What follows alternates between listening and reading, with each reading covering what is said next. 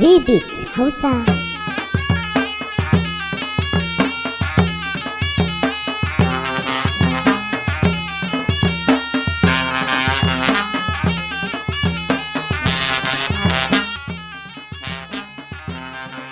Hausa tribe are the pioneers of Zango and its culture.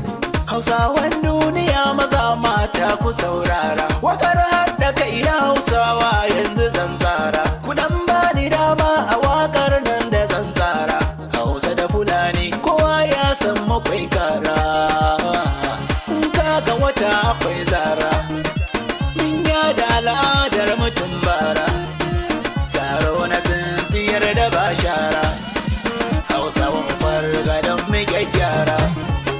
Hausawan duniya mun kafa ba a ture mu, haka ba a raina mu, don ko ba ture da wayan mu ya iske mu. Al'adun sana'ar mu da kyawun tarbiyyar mu, azanci da ilimin mu, masarautun mu jirkar mu. Kasuwanci mun san shi tun ba moto ba keke, muna saka duru muna dinki ba keke, muna saka saki fari da baki miyo sirke, muna kera garma ta kofi har miyo silke.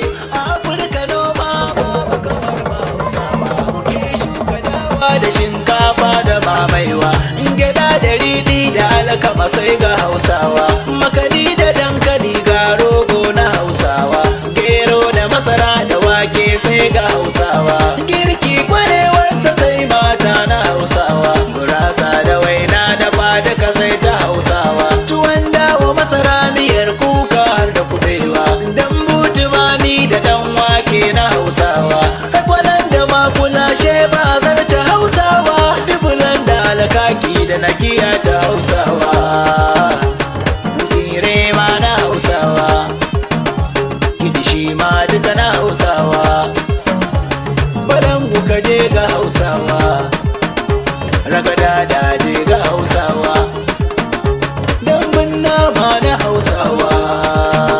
Sama! Hausawa introduced their Eid festivals from Ariwa in Nigeria to Ghana, popularly known as Gangara.